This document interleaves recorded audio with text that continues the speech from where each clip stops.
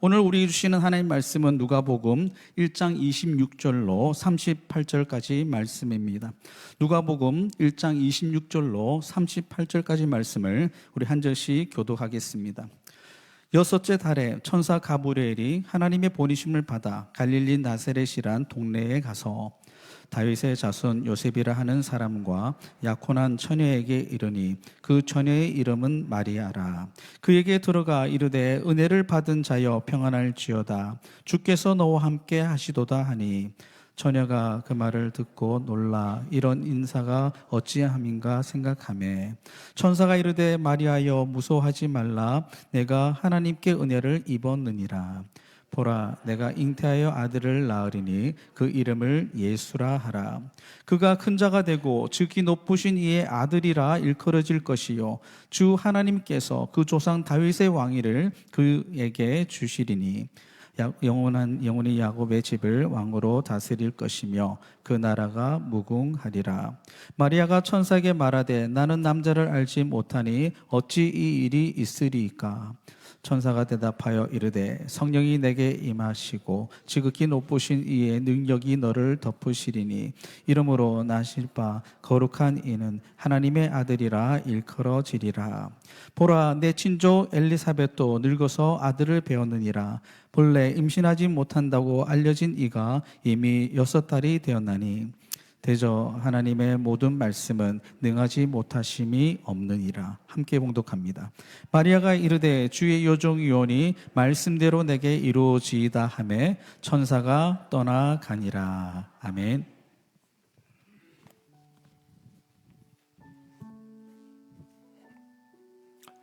할렐루야.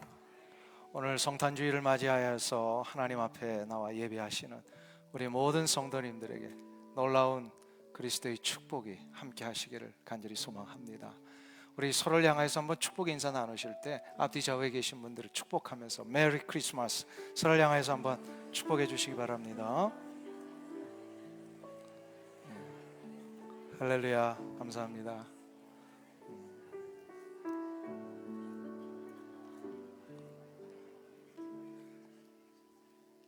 우리 할렐루야 찬양대 할렐루야 찬양 감사합니다. 오늘 저는 영국의 그 왕립 합창단이 내한한 줄 알았어요. 아유, 너무너무 잘하네. 우리 박수로 다시 한번 격려해 주시면.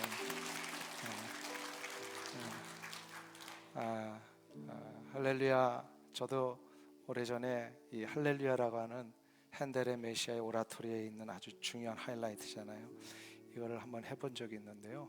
이게 보통 어려운 곡이 아닙니다. 근데 근데 그만큼 우리 할렐루야 찬양대에 그 정말 하나님의 마음을 받으신 줄로 믿고요. 이거 연습하는데 한 1년 이상 걸리셨을 것 같은데 감사해요. 너무 감사하고 정말로 오늘 이 거룩한 주일에 주의 나심을 우리가 축하하고 또 기뻐하는 이 마음을 우리 모두가 이렇게 담았을 때 하나님이 우리의 예배를 받으신 줄로 믿습니다. 감사합니다. 또 혹시나 오늘 몸이 좀 불편하신 분이 있거나 또 마음에 여러 가지 무거움을 가지고 오신 분들이 계시다면 예수 그리스도의 놀라우신 이 성육신의 축복이 여러분들을 다시 한번 일으키시고 회복하시기를 간절히 주의 이름으로 축원합니다. 예수님께서 우리를 위하여 이 땅에 오신 것을 성육신이라고 합니다. 그래서 이 성육신을 다른 말로 인카네이션이라고 하는 표현을 쓰기도 합니다. 예수님이 성육신 하신 일은 인류 역사의 가장 놀라운 일이면서 가장 신비로운 일입니다. 신비롭다라고 하는 것은 우리의 식견으로는 도저히 이해할 수 없고 또 설명할 수 없는 일을 신비하다라고 이야기를 하죠. 근데 신비한 일이 거짓입니까? 없는 일입니까? 아니죠. 우리 주변에 보면 이 신비한 일들이 너무 많은데 설명이 되지 않고 이해되지 않지만 그러나 때때로 이 신비한 일들 때문에 우리의 삶 속에 그것을 받아들일 수밖에 없는 이런 삶의 현실들을 우리가 보게 됩니다. 반주자님 됐어요. 우리 내려가셔도 됩니다. 우리 반주자님이 이 찬양에 너무 이렇게 은혜를 받으셔가지고 천재학자 아인슈타인을 여러분들 다 아시죠? 유명한 일화가 하나 있습니다. 그가 미국 프린스턴 고등연구소의 소장으로 취직했을 때의 일인데요, 자기 연구실에서 한참 연구에 몰두하고 있을 때 이름 모를 그 벌레 하나가 자기 책상 위를 이렇게 기어가는 것을 보게 되었습니다. 백발이 성성했던 때라고 합니다. 모든 어떤 물리학에 있어서 가장 최정상에 있고 누구나 다 그분을 존경하고 그분의 이론을 따르던 그 시절 아닙니까? 그런데 아인슈타인 이분이 그 벌레 기어가는 것을 보고 너무나도 신기한 눈으로 바라보다가 마침내 펜을 내려놓고 감탄하면서 이렇게 외쳤답니다. 우리가 갖고 있는 모든 물리학의 지식을 총동원해도 아직 이 조그만 벌레의 생명의 신비 하나를 풀지 못하고 있구나 라고 하는 결론에 이르렀다고 합니다. 한번 보세요. 그 천재적인 물리학자도 조그만 벌레의 생명의 신비 하나를 풀지 못하고 있다라고 하는 것은 우리 인간의 지식과 식견으로는 풀지 못하는 일들이 너무 많이 있더라는 겁니다. 하물며 벌레 한 마리도 설명할 길이 없는데 어떻게 하나님의 아들이신 예수 그리스도께서 이 땅에 육체의 몸으로 오셨다라고 하는 이 사실을 설명할 수 있겠습니까? 그 어떤 학자가, 그 어떤 설교가가 이거를 완벽하게 이해해서 설명할 수 있다는 말입니까? 중요한 것은 우리로서는 도저히 설명할 수 없고 이해되지 않는 그 신비한 성육신이지만 분명한 한 가지가 있습니다. 성육신은 역사적으로 이루어졌었다는 사실입니다.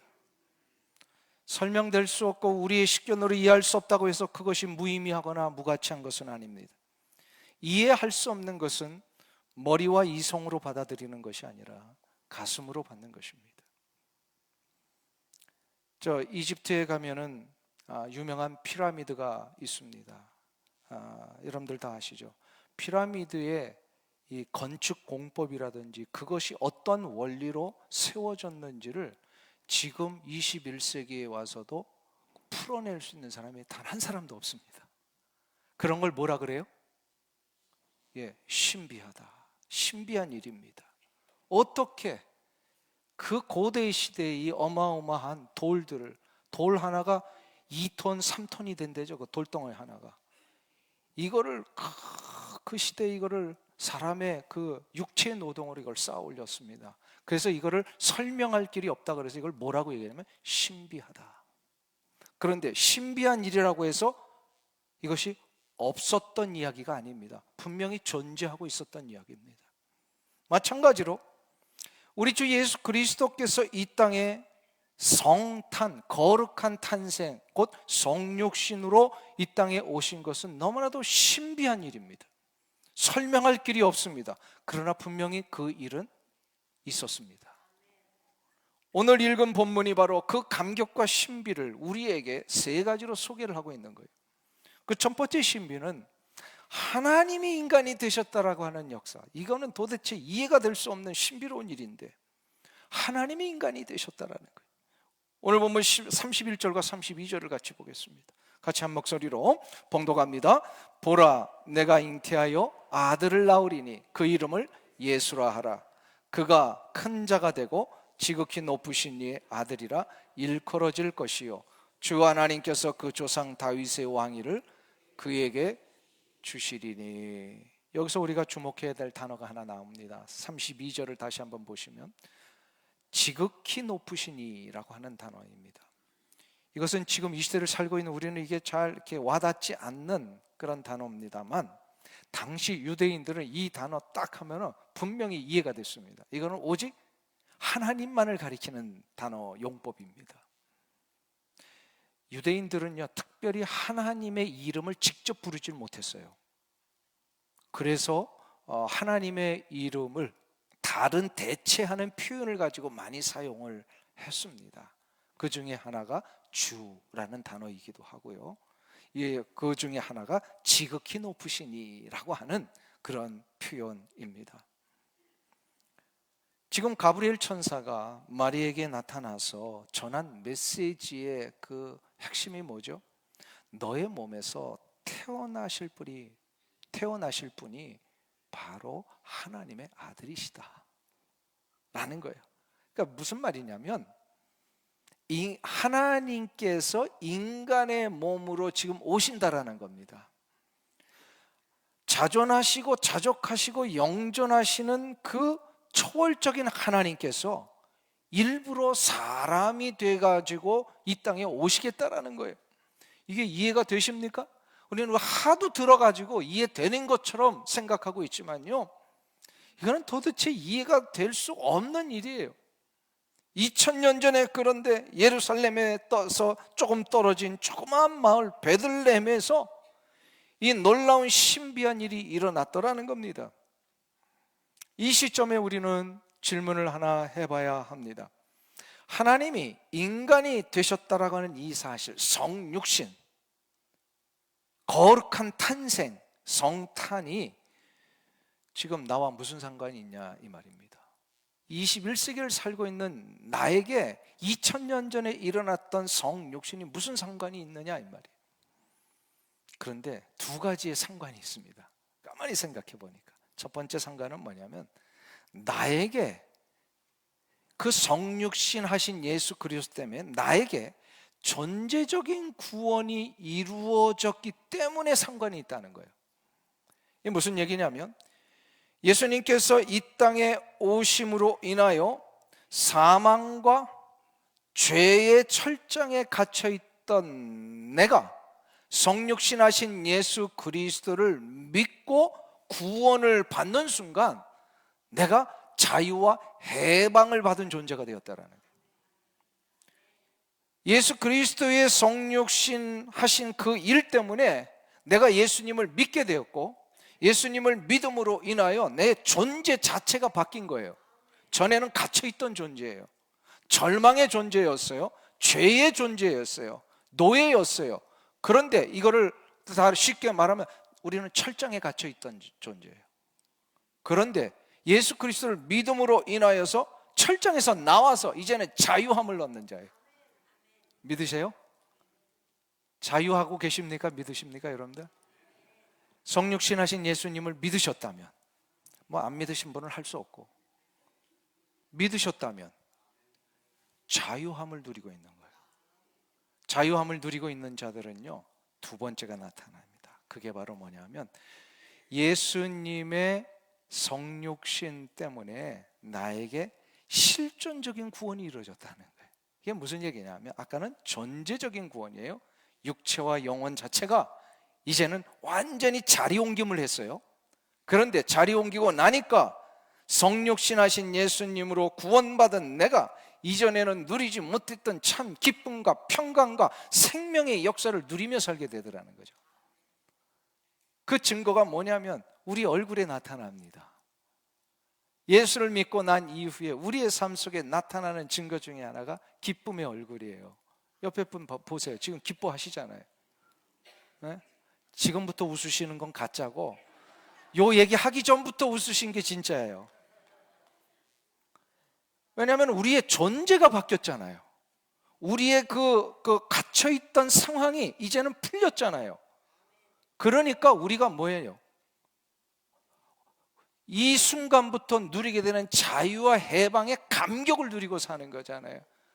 하다못해 군대 3년 갔다가 제대하는 날 그 얼굴을 한번 보신 적 있으십니까? 이 세상 모든 것 다 이룬 것처럼요, 막 뛰며 나갑니다. 3년을 마친 군인들의 모습, 하물며 갇혀 있었던 죄의 노예살이 했던 우리가 예수 그리스도의 성육신 하심으로 구원받은 이후에 이 철장에서 나왔어요. 걷고 뛰는 역사가 일어나게 될 수밖에 없지요. 예수 그리스도께서 인간의 몸으로 오셨다라고 하는 것은 인간의 감정과 인간의 육체적인 생각과 감각을 예수님도 똑같이 가지게 되셨다라는 뜻이에요.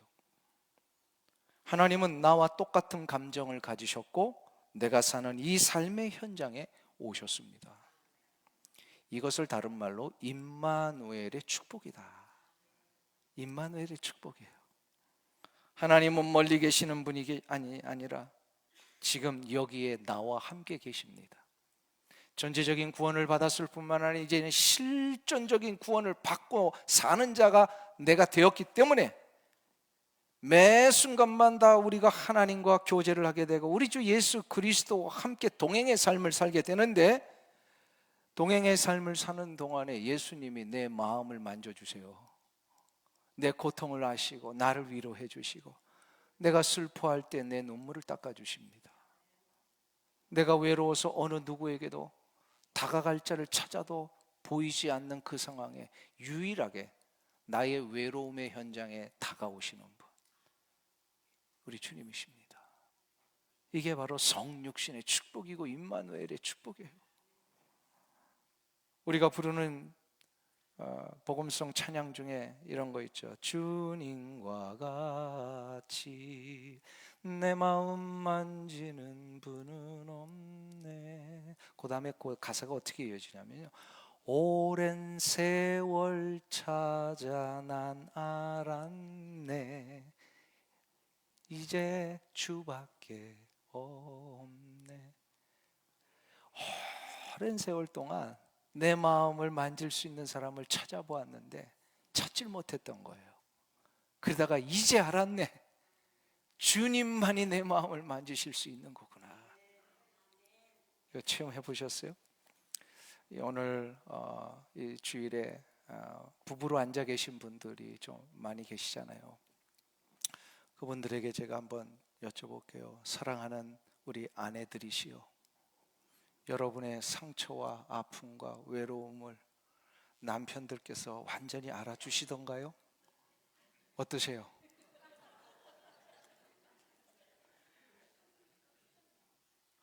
한평생을 같이 산다고 하면서도 어떨 때는 좀 섭섭할 때가 있잖아요.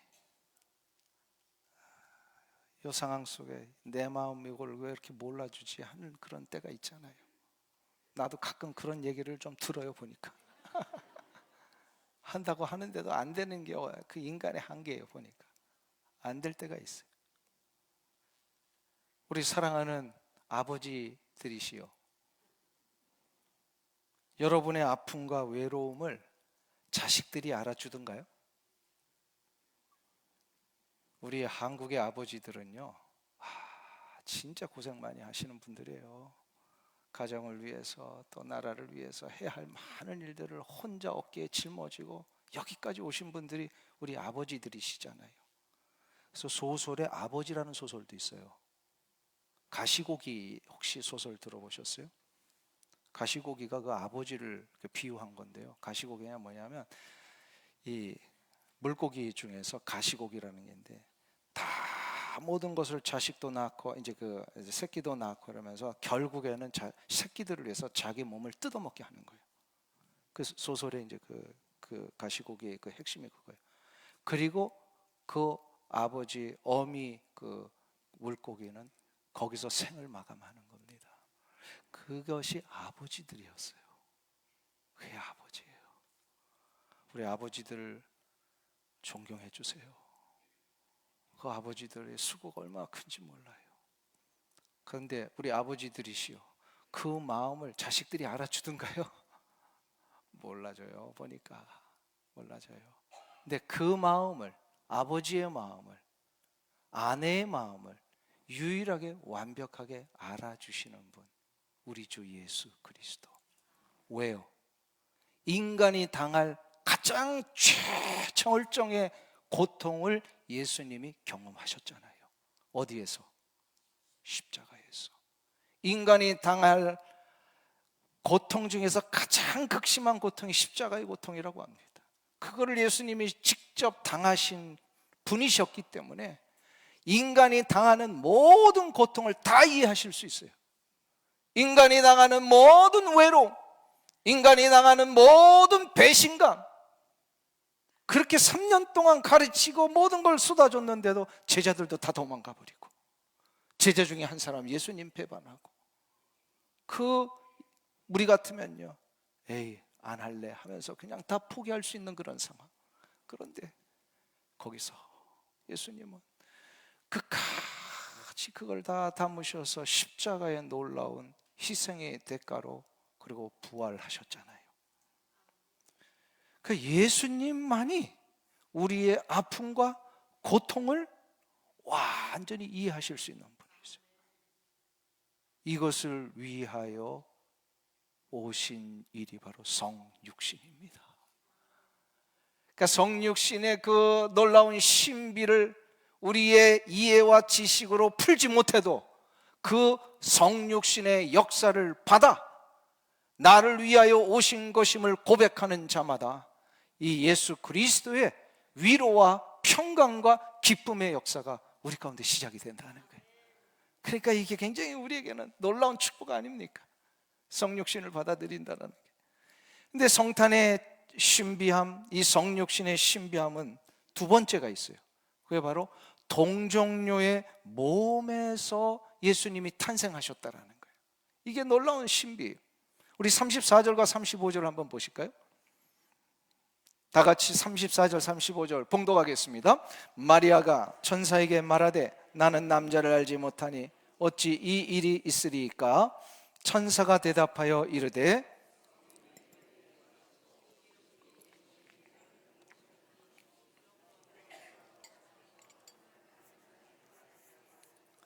아멘. 마리아는 남자를 알지 못하는 처녀였습니다. 그런 마리아에게 아이가 태어난다라고 하는 것은 도저히 이해할 수 없는 불가사의한 사건입니다.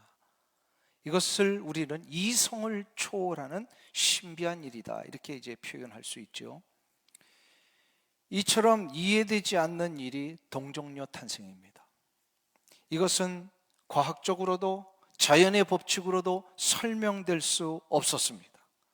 그렇기 때문에 과학적으로 자연의 법칙으로도 우리의 일반 이해로도 받아들일 수 없다는 이유 때문에 많은 사람들이 마리아의 이 처녀 출산, 예수님의 동정녀 탄생을 믿지 않고 있습니다. 오래전에 버클리 대학에서 미국 교회입니다. 미국 교회를 대상으로 예수님의 동정녀 탄생을 믿는 사람이 얼마나 되고 교회 안에 있는 성도들에게 이거를 부인하는 자들이 얼마나 되는지를 조사를 한 적이 있어요. 놀랍게도 이 미국에서는 가장 복음적이고 가장 교세가 많다라고 하는 교단이 남침내교입니다. 근데 이 남침내 교회에서 조사를 한 결과 무려 동정녀 탄생을 믿지 않는 사람이 31%가 나왔어요. 그럼 우리 CRC와 같은 이런 개혁교회를 중심으로 장로교회 전통에 있는 교회들에게는 얼마나 나왔을까요? 우리 CRC는 여기에 그 설문조사에 응답하지 않았습니다. 그 PCUSA를 중심으로 응답을 했는데 그때 장로교회 동정녀 탄생을 부인하는 퍼센테이지가 43%. 그 다음에 연합감리교회라고 있습니다. 지금 한참 그 동성연애 문제로 어려움에 있었던 그런 교단이죠. 그 연합감리교회는 66%가 나왔어요. 누가 이렇게 대답을 했다고요? 교회 안에 있는 사람들. 세상 바깥에 있는 사람들은 우리가 뭐 상관할 필요도 없어요. 근데 교회 안에 있는 사람들이 이렇게 대답을 했다는 거예요. 다행인 것은 한국 교회가 아니라는 거. 네, 미국 교회가 좀 그래요. 굉장히 이지적이고 합리적인 생각에 익숙했기 때문에 그런 거라고 저는 봅니다. 이처럼 교회 안에 있는 사람들도요, 예수님의 동정녀 탄생을 그냥 신앙적인 교훈 정도로 봤지 실제로 일어난 역사적인 사건이라고는 받아들이지 않는 사람들이 참 많이 있습니다. 저는 믿기는 이 자리에 앉아 계신 분들은 그런 분이 없으리라고 분명히 확신합니다. 그렇죠? 예. 혹시나 여러분의 주변에 이런 분이 있다면, 그래서 나는 성경의 다른 부분은 다 그래도 믿겠는데 예수님의 동정녀 탄생만큼은 못 믿겠다고 하는 분들이 있다면 앞으로 지금부터 제가 하는 설명을 잘 정리하셔서 이거를 좀 전해주세요. 성경에 나오는 가장 먼저 되고 가장 놀라운 이적과 신비한 일이 있다면 뭐라고 생각하십니까? 성경에 많은 신비한 기적들이 있어요. 그런데 그 중에서 가장 먼저 나오는 신비한 기적 뭘까요? 가장 먼저 나오는 거 천지창조입니다. 천지창조가 어떻게 이루어졌죠? 하나님의 말씀 한마디로 있으라 하니까 그냥 생겨난 거예요. 그런데 그 있으라 하시기 전에 어떤 상태였어요? 완전히 이것은 아무것도 없는 nothing의 상태입니다. nothing. 이거는 도저히 상상할 수 없는 상황이에요. 우리 인간은 뭔가 다 있는 상태에서 우리가 이 세상을 살기 때문에 그게 물리적인 것이건 뭐든지 다 이해가 되지만, 그러나 천지창조는요 nothing입니다. 아무것도 없는 상황에서 하나님께서 말씀으로 있으라 하심에 생겨납니다. 있으라니까 우주 만물이 생겨나고 생명체들이 생겨나고, 또한 맨 마지막에 그 모든 창조의 하이라이트 누구요? 인간을 창조하시되 흙으로 빚으셔서 그 코에 생기를 넣으시니까 생명이 됩니다. 자, 보세요. 아무것도 없는 무에서 천지 만물을 창조하는 것만큼 어려운 기적이 또 있을까요, 없을까요? 이 세상은 뭐든지 다 하다못해 아주 미세한 매테리얼 속에서 뭔가 나와야 합니다. 무에서 뭐가 나오는 일은요, 우리가 인간으로서는 도저히 상상할 수 없는 기적입니다. 그런데 이 시간 여러분에게 묻겠습니다. 여러분들 천지창조를 믿으십니까? 믿으세요? 진화론도 뭔가 있어야 시작이 되는 진화론이에요. 그런데 무에서 뭔가 창조되었다라고 하는 것은 성경에만 나오는 이야기입니다. 자, 그러면 여러분들은 천지창조를 믿으시죠? 네. 보셨어요? 천지창조를? 보신 적은 없죠. 그러나 믿으십니다. 만일에 생명을 창조하신 하나님을 믿는다면 처녀의 몸을 통하여서 자기의 아들을 세상에 보내신 것을 믿는 것은 그렇게 어려운 일이 아닙니다. 천지창조를 믿으신다면 가장 어려운 기적, 가장 어려운 신비함이 천지창조라 그랬잖아요. 그런데 처녀의 몸을 통하여서 예수 그리스도가 태어나게 하시는 것은 그거에 비하면 너무 쉬운 기적이라는 겁니다. 절대로 어려운 일이 아닙니다. 우리가 아는 대로 하나님께서 만드신 자연의 법칙은 남녀가 결합해서 한 생명을 세상에 태어나게 하는 것입니다. 이 법칙을 벗어난 예외는 역사 이래 한 번도 없었습니다. 천지창조 이후에 한 번도 없었습니다. 그런데 하나님께서 단 한 번 스스로 사람이 되어 세상에 오시는 이 특별한 목적을 위하여 자연의 법칙을 벗어나는 일을 하신 겁니다. 남자를 알지 못한 마리아의 몸에서 예수님이 탄생하게 하셨습니다. 그럼 여기서 이제 질문을 해야 합니다. 그러면 동정녀 탄생이라는 그 역사적인 사실이었다는 걸 이렇게 제가 힘을 다하여 강조해도 이런 분이 있을 거예요. 근데 그게 나와 무슨 상관입니까? 하는 분들이 있을 거예요. 그게 지금 내 신앙생활하고 무슨 상관이 있습니까? 하시는 분들이 있을 거예요. 만일에 이 사실을 믿지 않게 되면 치명적인 문제에 걸립니다. 만일 우리가 예수님의 동정녀 탄생을 통해서 세상에 오셨다는 이 사실을 부인하게 되면 예수님이 죄가 없으시다라고 하는 이 기독교의 구원의 진리가 문제가 일어납니다. 예수님이 동정녀 탄생으로 이 땅에 오시지 않았다면 실제적으로 누구의 아들이 됩니까?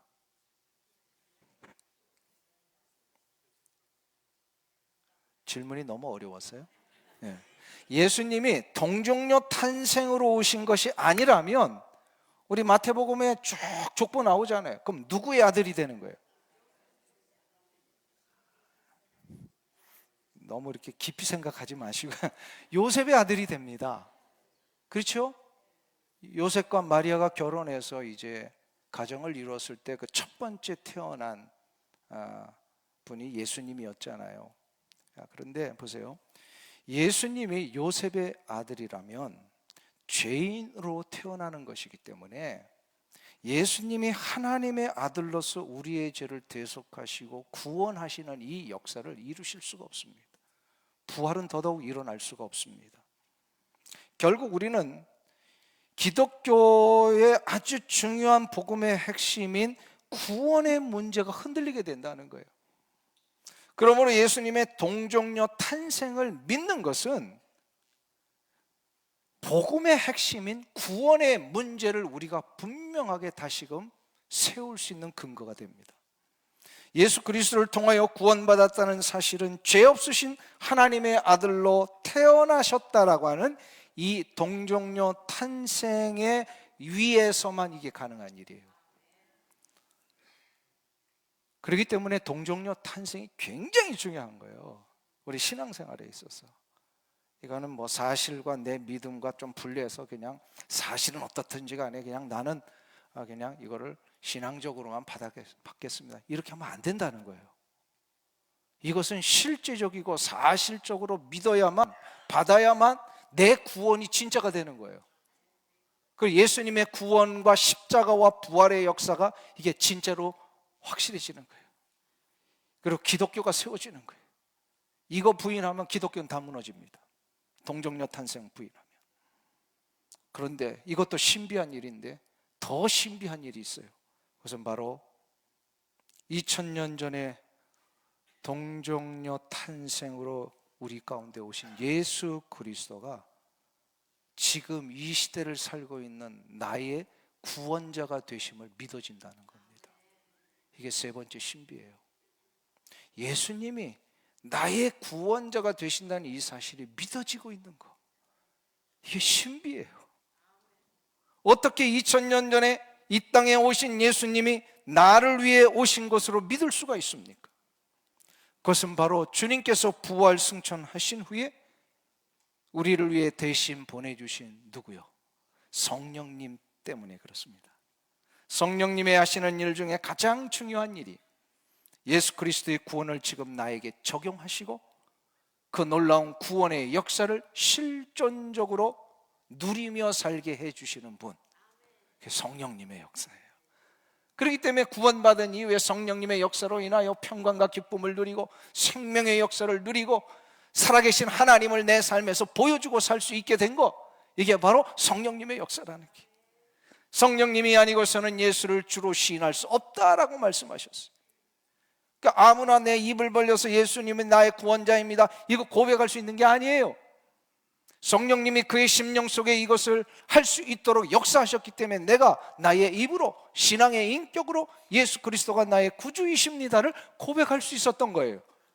그러니까 여러분이 그래서 구원받으신 거고, 그래서 세례 받으신 거고. 그리고 성령님은 지금 나의 삶에서 계속해서 함께 하셔서 나로 하여금 놀라운 능력을 발휘하며 놀라운 구원받은 자의 혜택을 누릴 수 있도록 인도하십니다. 오래전에 아프리카에서 선교하셨던 한 선교사님이 미국에 안식년차 오셨을 때에 전해주신 그런 간증이 하나 있었습니다. 아프리카에 처음 선교를 하셨을 때 제일로 힘들었던 것이 세 가지였답니다. 그 첫째가 뭐냐면 더위예요. 아프리카의 더위는 너무너무 살인적이랍니다. 감당할 수 없을 정도로, 처음이니까 그게 너무 힘들었던 게 좀 이해가 되죠. 근데 두 번째로 벌레가 그렇게 많더래요. 아프리카에 그냥 스물스물 막 이렇게 앉아있으면 막 벌레들이 기어오는데, 그 우리 주부들께서는 집에서 그냥 개미 한 마리 나와도 막 이렇게 막 힘들잖아요. 근데 개미는 뭐 다반사고, 뭐 거미부터 시작해서 생전 보지도 못했던 벌레들이 막 집안에서 막 왔다 갔다 하는데, 그 선교사님과 사모님이 이거 너무너무 힘들어 하셨대요. 근데 세 번째 힘든 게 진짜 문제였답니다. 그게 뭐냐면 그 더운 날씨에 좁은 공간에서 그 아프리카의 그 원주민들과 함께 하루 종일 지내다 보면은 이 통풍도 안 되는 요 상황이었기 때문에 그 원주민들의 몸에서 나는 채취가 너무너무 힘들었대요. 그 사람마다 그 몸에 채취가 있잖아요. 그 아프리카 사람들만 있는 게 아니라 우리 한국 사람들도 있는 거 아시죠? 우리끼리 사니까 이게 몰라서 그렇죠. 미국 사람들한테 가면요, 그 채취를 느낀대요. 저도 미국에 처음 와가지고 기숙사 생활을 했는데 자꾸 그런 얘기 해주니까 좀 스트레스를 받더라고. 그래서 막 샤워를 열심히 하고 그 다음에 이렇게 뿌릴 것도 좀 뿌리고, 그리고 나서 친한 그 친구, 옆에 방에 사는 친구에게 가서 물어봤어요. 너 솔직히 얘기해줘라. 내 몸에서 냄새 나냐? 그랬더니 이 친구가 가만히 보더니 난다는 거예요. 그러니까 샤워를 하고 이렇게 해도요, 그 고유의 냄새가 난다는 거예요. 그 다음부터 아침에 밥을 먹을 때 김치 먹는 게 굉장히 스트레스가 되더라고요. 이게 우리는 못 느끼는데 저 사람들은 느낄 수 있겠구나. 그러니까 이제 인종별로 나타나는 그런 특유의 취치가 있잖아요. 그러니까 이제 한국 선교사님이 가서 아프리카에 살다 보니까 이제 그런 게 나타난 것 같아요. 그래서 이게 너무 힘드니까 나중에는 이런 기도까지 하셨답니다. 하나님, 이 부분 해결되지 않으면 제가 어떻게 선교를 하겠습니까? 도와주세요. 이 부분을 이겨낼 수 있도록 좀 도와주세요. 이 기도를 수주 동안 하고 계셨던 어느 날에 갑자기 하나님께서 기도하는 가운데 아주 그냥 콱 가슴에 내리치는 이런 마음을 하나 주셨는데, 이런 거랍니다. 저들도 하나님의 형상으로 지음받은 자들이다. 저들을 위하여 예수님이 이 땅에 오셔서 십자가에 달려 돌아가셨다는 거예요. 이게 뭐 정말 가슴을 꽉 치시더래요. 이것이 새겨지는 순간 늘 이렇게 좀 우월한 마음에서 아프리카 원주민들을 내려보았던 우리 선교사님의 마음이 완전히 바뀌어졌습니다. 저들을 존중하게 되고 저들을 높이게 되고 섬기게 되고 정말로 가슴에서부터 우러나오는 예수님의 마음으로 사랑하기를 시작을 했습니다. 그 상황이 시작된 이후부터 이상하게 더 이상 채취가 안 느껴지더래요. 왜 그랬습니까? 성령님의 역사예요. 이것이 2000년 전 우리 주님께서 더럽고 추한 우리를 위해 성육신하신 원리입니다. 우리는 냄새나는 존재였어요. 그 고귀하신 존귀하신 하나님의 보좌에서 인간의 삶은요, 더럽고 추하고 냄새나는 상황이에요. 이런 냄새나고 더러운 존재였으나 주님께서 우리의 더러움과 냄새나는 것을 더 이상 문제되지 않게 스스로 낮추셨습니다. 그것은 우리 주님에 대한 우리에 대한 사랑 때문이었어요. 우리는 주님께서 끝까지 품고 섬기며 돌봐 주셔야 할 사랑의 대상일 뿐이었습니다. 이것을 가르쳐 주시기 위해 주님은 지금도 우리에게 성령의 역사로 함께 하십니다. 성령의 역사를 함께 체험하는 자들은 그래서 주님이 허락하신 놀라운 생명의 축복으로 다른 이들을 존중하게 되고 섬기게 되고 연약한 자들을 도울 수 있는 마음이 생기게 되고 저들의 힘들고 어려운 자리로 기꺼이 우리가 내려갈 수 있게 해 주시는 것입니다. 예수 믿기 전에는 이게 안 됐잖아요. 근데 예수 믿고 나서 이것이 된다는 게 신비예요. 예수 믿고 나서 이게 되는 거예요. 이 사랑의 신비를 체험한 자는 세상의 그 어떤 것과도 비교할 수 없는 인생 최고의 선물을 받으신 분들입니다. 여러분들은 오늘 이 주일에 인생 최고의 선물 받으신 거 믿습니까? 이제는 세상 사람들이 그렇게 막 아둥바둥 되면서 붙들려고 했던 그런 것에 일비일비하지 마시고요. 우리는 이미 근본적인 최고의 선물과 축복을 받은 자들이잖아요. 우리 사는 우리 기준과 가치가 달라졌잖아요. 믿으세요? 이 성탄 주일에 그것을 감사하며 고백하시는 여러분들 되시길 주 이름으로 축원합니다. 우리 성탄절마다 우리가 하는 특별한 그 순서가 있습니다. 할렐루야 찬양대, 아까 그 할렐루야 할 때 같이 우리가 찬양하고 싶었잖아요. 그러셨죠? 그래서 우리 할렐루야는 우리 못할지라도 찬송가 125장은 하실 수 있을 것 같아요. 그래서 다 함께 일어나셔서 우리 1절 부르시고, 천사들의 노래가 1절 부르시고, 그 다음에 우리 반주자님 간주해 주시고, 그 다음에 우리 마지막 4절을 부르시면서 우리의 찬양을 하나님 앞에 높여드리겠습니다. 125장 천사들의 노래가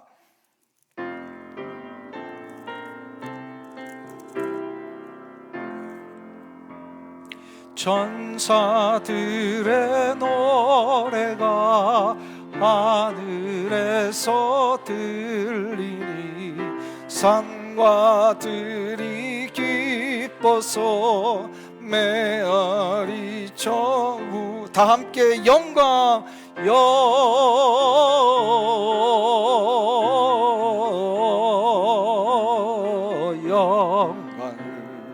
높이 계신 주께 영광을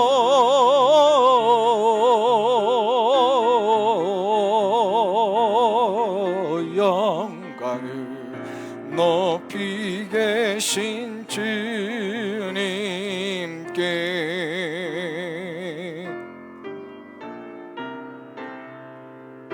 4절 구유 안에 누이신 구유 안에 누이신 어린 아기 예수께 우리들도 함께 기쁜 찬송 부르자 영광을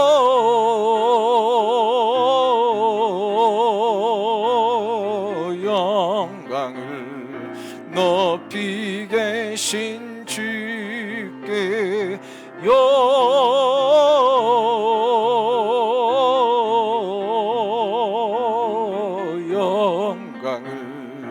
높이 계신 주님께